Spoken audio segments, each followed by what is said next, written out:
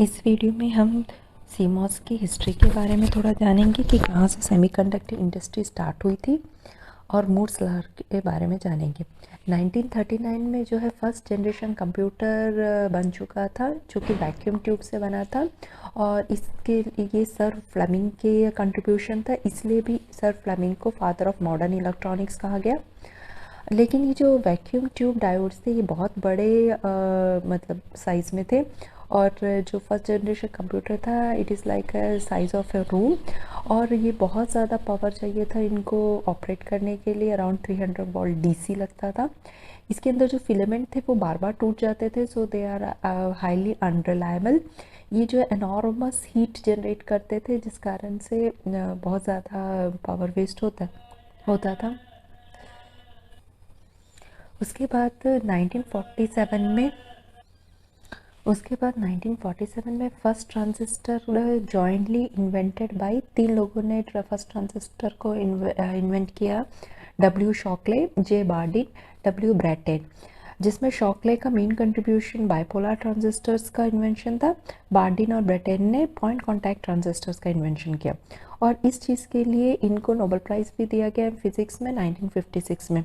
और ये सब काम जो है बेल लेबोरेटरी में हुए थे। इन 1948 किल्बी एक ऐसे व्यक्ति थे जिनका विजन था कि बहुत सारे ट्रांजिस्टर्स को मिलाकर एक आईसी बनाया जाए और जो कि इलेक्ट्रॉनिक सिस्टम्स में काम आए। सो आईसी का विजन 1948 में किल्बी ने दिया था जिसके लिए इनको नोबेल प्राइज़ मिला है 2000 में। ये भी फिज़िक्स में दिया गया था। उसके 1959 में है अटाला एंड कांग ने पब्लिश किया था मॉसफेट। इससे पहले मॉसफेट बहुत पहले भी 1930 में मॉसफेट के बारे में पेपर्स हैं, लेकिन ज़्यादा ऑफिशियली 1959 में दिया गया है। 1960 में जो है प्लानर टेक्नोलॉजी डेवलप हो चुकी थी। सो 1960 में जो प्लानर टेक्नोलॉजी आई उसके कारण मॉसफेट जो है उसका साइज़ बहुत छोटा हो गया और जिस कारण से इसने 200 मिलियन ट्रांजिस्टर्स इन आईसी में बनाने में हेल्प की और इस वजह से भी मॉसफेट ने बीजेटी को रिप्लेस कर दिया। Even BJT was better in performance, लेकिन जो मॉसफेट का साइज़ था वो मच स्मॉलर था because of this planar technology. So that's why MOSFET is replaced BJT and helped to build 200 million transistors in a IC. तो ये trend ऐसा चला आ रहा था। तभी 1965 में गॉर्डन मूरे करके एक साइंटिस्ट मैथमेटिशियन थे, उन्होंने एक लॉ पोस्टुलेट किया। ये लॉ के बारे में हम आगे डिस्कस करेंगे। तो ये एक्चुअली कह सकते हैं दिस इज़ द ऐसा कह सकते हैं this is the driving force of the semiconductor industry जो वैक्यूम ट्यूब में 1939 से स्टार्ट किया था और आज हम देख सकते हैं small small devices, circuits, wearable devices, ये सब मूरेस लॉ के एक प्रिडिक्शन के कारण भी है। उसके वो एक द ड्राइविंग फोर्स है बिहाइंड द सेमीकंडक्टर इंडस्ट्री। तो 1971 में हमारे इंटेल 4004 प्रोसेसर माइक्रो प्रोसेसर आया जो 10 माइक्रोमीटर का था और धीरे धीरे जो साइज़ रिड्यूस होता गया। 1980 में 2 माइक्रोमीटर आया। 1994 में है सीमॉस का इवोल्यूशन हुआ था और उसी time Intel Pentium micro processor आया जिसमें 3 मिलियन ट्रांजिस्टर्स थे। 1997 में 4 गीगाबाइट ऑफ डी रैम बना और 2003 में 130 नैनोमीटर तक हम पहुंच गए थे, 130 नैनोमीटर तक। अब रिसेंटली हम देखें तो इंडस्ट्री में जो है 7 नैनोमीटर तक की भी टेक्नोलॉजी आ चुकी है और 5 नैनोमीटर भी आने वाला है। और हम देखेंगे कि जो सीमॉस है उसके आगे सीमॉस से फिनफेट तक आ गया है। बहुत सारे नोवल डिवाइसेस आ रहे हैं, बहुत सारे मटेरियल्स अदर देन सिलिकॉन, बहुत सारे मटेरियल्स का पर रिसर्च हो रही है। साइंटिस्ट उसको डेवलप करने की कोशिश कर रहे हैं ताकि जो मूरे ने एक लॉ प्रेजेंट किया था वो कभी भी स्टॉप ना हो। तो मूरे ने क्या लॉ प्रेजेंट किया था अभी हम उसके बारे में जानेंगे। So this is the Moore's law. Moore's law, according to Moore's law, the number of transistors on a chip doubles every 2 years. Actually मूरे ने वो ट्रेंड देखा कि जो साइजेस है वो छोटे होते जा रहे हैं, जिस कारण से जो ट्रांजिस्टर्स की डेंसिटी है आईसी के अंदर बढ़ती जा रही है। तो उन्होंने एक ग्राफ प्लॉट किया, एक लॉगरिथमिक ग्राफ। ये देख सकते हैं, ये है आपका एक लॉगरिथमिक ग्राफ, जिसमें आपको 10⁻³ 4 ये एक लॉगरिथमिक ग्राफ है।